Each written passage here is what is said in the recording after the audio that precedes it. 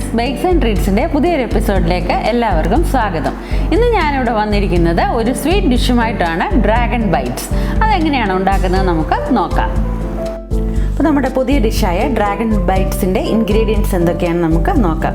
അതിനായിട്ട് ഞാൻ ആദ്യമായിട്ട് എടുത്തിരിക്കുന്നത് ഒരു ഡ്രാഗൺ ഫ്രൂട്ടിൻ്റെ പ്യൂരിയാണ്. റെഡ് കളർ ഡ്രാഗൺ ഫ്രൂട്ടാണ് എനിക്കിവിടെ ഉള്ളത്. അപ്പോൾ ഞാൻ അതിൻ്റെ ഒരു ഫ്രൂട്ടിൻ്റെ പ്യൂരിയാണ് എടുത്തിരിക്കുന്നത്. വെള്ളമൊന്നും ചേർക്കാതെ ഫ്രൂട്ട് തന്നെ അരച്ചെടുത്തതാണ് ഇത്. പിന്നെ വേണ്ടത് നമുക്ക് പാലാണ്. പാല് 250 ml പാലാണ് വേണ്ടത്, നോർമൽ റൂം ടെമ്പറേച്ചറിലുള്ളത്. പിന്നെ വേണ്ടത് 1 കപ്പ് കോൺഫ്ലോർ ആണ്. പിന്നെ നമുക്ക് വേണ്ടത് 1 കപ്പ് പൊടിച്ച പഞ്ചസാര, പിന്നെ 1/2 കപ്പ് തേങ്ങാപ്പാലാണ് നമുക്ക് വേണ്ടത്. അപ്പോൾ ഇത് കൂടാതെ നമുക്ക് വേണ്ടത് പിന്നെ ഒരു അല്പം ഡെസിക്കേറ്റഡ് കോക്കനട്ടാണ്. ഇത് ഞാൻ വീട്ടിൽ തന്നെ ഉണ്ടാക്കിയതാണ്. ഉണ്ടാക്കാൻ പാടൊന്നുമില്ല. നമുക്ക് തേങ്ങയുടെ പുറകുവശത്തുള്ള ആ കറപ്പൊക്കെ കളഞ്ഞിട്ട് നമ്മൾ ചെറിയ പീസസ് ആക്കി തേങ്ങ നുറുക്കിയിട്ട് അത് നമ്മൾ മിക്സിയിലിട്ടൊന്ന് ക്രഷ് ചെയ്തതിന് ശേഷം അടുപ്പയിലിട്ട് ചെറിയ തീയിലിട്ട് അതിൻ്റെ വെള്ളമൊക്കെ ഒന്ന് വറ്റിച്ചെടുക്കുമ്പോഴത്തേക്ക് നമുക്ക് ഡെസിക്കേറ്റഡ് കോക്കനട്ട് കിട്ടും. അപ്പോൾ അത് നമുക്ക് ഈ ഉണ്ടാക്കുന്ന പീസസ് ഒന്ന് ഡിപ്പ് ചെയ്തെടുക്കാൻ വേണ്ടിയിട്ടുള്ളതാണ്. അപ്പോൾ നമുക്ക് എങ്ങനെയാണിത് ഉണ്ടാക്കുന്നത് നോക്കാം. ആദ്യം തന്നെ നമുക്കൊരു പാനിലേക്ക് എടുത്തു വെച്ചിരിക്കുന്ന കോൺഫ്ലോറും ഷുഗറും കൂടെ ചേർത്ത് നന്നായിട്ട് മിക്സ് ചെയ്യാം. ഞാൻ സ്റ്റൗ ഓൺ ആക്കിയിട്ടില്ല കേട്ടോ. ഇത് രണ്ടും കൂടി നന്നായിട്ട് മിക്സ് ചെയ്ത് കൊടുക്കുക. ഇതിലേക്ക് നമ്മൾ എടുത്തു വെച്ചിരിക്കുന്ന പാല് കൂടി ചേർത്ത് കൊടുക്കുക. ഉണ്ടാക്കാൻ പറ്റുന്ന ഒരു സ്നാക്കാണിത്. സ്നാക്ക് നല്ല സ്വീറ്റ് ആണെന്ന് തന്നെ നമുക്ക് പറയാം. നമുക്ക് ഇപ്പം ദീപാവലിക്കായാലും സ്പെഷ്യലായിട്ടുള്ള നമ്മുടെ വീട്ടിലുള്ള ഒക്കേഷനൊക്കെ നമുക്കിത് ഈ ഫ്രൂട്ട് ഉണ്ടെങ്കിൽ നമുക്ക് ഇത് പെട്ടെന്ന് തന്നെ ഉണ്ടാക്കിയെടുക്കാൻ പറ്റുന്ന ഒരു സ്വീറ്റാണ്. അപ്പോൾ പാലുമായിട്ട് ഞാനിത് നന്നായിട്ട് മിക്സ് ചെയ്ത് കൊടുത്തിട്ടുണ്ട്. അപ്പോൾ നമ്മുടെ ഷുഗറും കോൺഫ്ലോറും എല്ലാം ഇതിലേക്ക് അലിഞ്ഞ് ചേർന്നിട്ടുണ്ട്. ഇനി നമുക്ക് ഇതിനകത്തേക്ക് എടുത്തു വെച്ചിരിക്കുന്ന 1/2 കപ്പ് കോക്കനട്ട് മിൽക്ക് കൂടി ചേർത്ത് കൊടുക്കാം. ഇതും കൂടി മിക്സ് ചെയ്തിട്ട് വേണം നമുക്ക് സ്റ്റൗ ഓൺ ചെയ്യാനായിട്ട്. ഞാനൊരു മീഡിയം ഫ്ലെയിമിൽ സ്റ്റൗ ഓൺ ആക്കിയിട്ടുണ്ട്.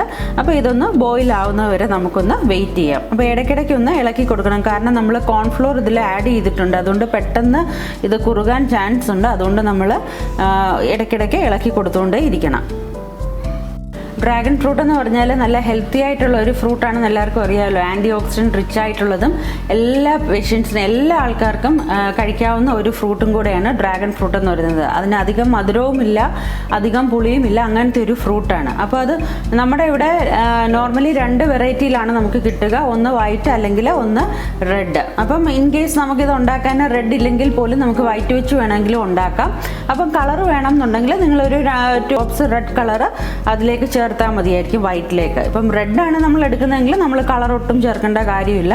നമുക്ക് ആ ഒരു കളറ് തന്നെ നമ്മൾ കുക്ക് ചെയ്ത് വരുമ്പോൾ നമുക്കിത് കിട്ടും. പാലിപ്പോൾ ഒന്ന് തിളയ്ക്കാനായിട്ട് തുടങ്ങിയിട്ടുണ്ട്. ഈ സമയത്ത് നമുക്ക് നമ്മുടെ ഡ്രാഗൺ ഫ്രൂട്ടിൻ്റെ പ്യൂരി കൂടി ഇതിലേക്ക് ചേർത്ത് കൊടുക്കാം. നമ്മൾ കണ്ടിന്യൂസ് ആയിട്ട് ഇളക്കി കൊടുത്തുകൊണ്ടേ ഇരിക്കണം. ഫ്ലെയിം മീഡിയം ഫ്ലെയിമിൽ തന്നെ വെച്ചാൽ മതി. ലോ ടു മീഡിയം ഫ്ലെയിം വെച്ചാൽ മതി. അപ്പോൾ അതൊന്ന് കുക്കാവുന്നവരെ കണ്ടിന്യൂസ് ആയിട്ട് നമ്മളത് ഇളക്കി കൊടുത്തുകൊണ്ടേ ഇരിക്കണം. ഡ്രാഗൺ ഫ്രൂട്ടിൻ്റെ ഒരു വീഡിയോ ഞാൻ നേരത്തെ ചെയ്തിട്ടുണ്ട്, ഡ്രാഗൺ പാനാക്കോട്ട എന്ന് പറഞ്ഞ്. അപ്പോൾ നിങ്ങളൊക്കെ അത് കണ്ടിട്ടില്ലെന്നുണ്ടെങ്കിൽ അതും കൂടി കാണണം കേട്ടോ. നമ്മുടെ ഡ്രാഗൺ ഫ്രൂട്ട് ഇവിടെ നല്ല കുറുകി വരാനായിട്ട് തുടങ്ങിയിട്ടുണ്ട്.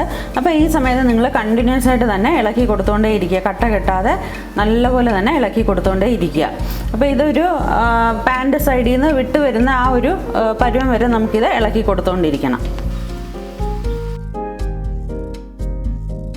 ഇപ്പോൾ നമ്മുടെ ഡ്രാഗൺ ഫ്രൂട്ട് പ്യൂരി നന്നായിട്ട് കുക്കായിട്ട് വന്നിട്ടുണ്ട്. സൈഡിൽ നിന്നെല്ലാം വിട്ട് വന്നിട്ടുണ്ട്.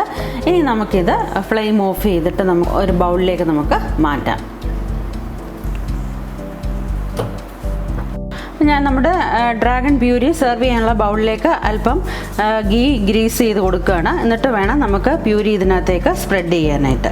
പിന്നെ നമ്മളൊരു 2 to 3 hours നമ്മൾ ഫ്രിഡ്ജിൽ വെച്ച് റെഫ്രിജറേറ്റർ ചെയ്തിട്ടാണ് നമ്മളിത് കട്ട് ചെയ്ത് എടുക്കുന്നത്. ഒരുപാട് അങ്ങ് ആറണ്ട. അതിന് മുന്നേ നമുക്കിത് ബൗളിലേക്ക് ഇട്ട് കൊടുക്കാം. അപ്പോൾ ഇത് നമുക്ക് നന്നായിട്ടൊന്ന് പ്രസ് ചെയ്ത് നല്ലൊരു ഷേപ്പാക്കി എടുക്കാം. നമ്മൾ ഹൽവയൊക്കെ കട്ട് ചെയ്യുന്ന പോലെ നമുക്കിത് കട്ട് ചെയ്യാനായിട്ട് പറ്റും.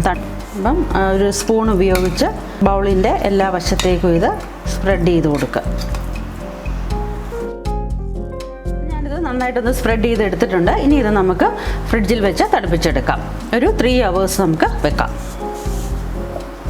അപ്പോൾ നമ്മുടെ ഡ്രാഗൺ ഫ്രൂട്ടിൻ്റെ പ്യൂരി ഇവിടെ നമ്മൾ കുക്ക് ചെയ്ത് വെച്ചത് നന്നായിട്ട് തണുത്തിട്ടുണ്ട്. ഇപ്പോൾ ഒരു 3 to 4 hours ഇത് നന്നായിട്ട് ഫ്രിഡ്ജിൽ വെച്ച് സെറ്റ് ചെയ്തെടുത്തു. ഇതിനി നമുക്കൊരു സെർവിങ് ബൗളിലേക്ക് മാറ്റാം.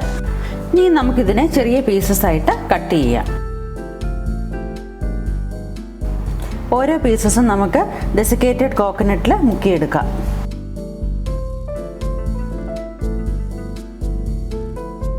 അപ്പോൾ നമ്മുടെ ഡ്രാഗൺ ബൈറ്റ്സ് ഇവിടെ റെഡിയായി കഴിഞ്ഞു.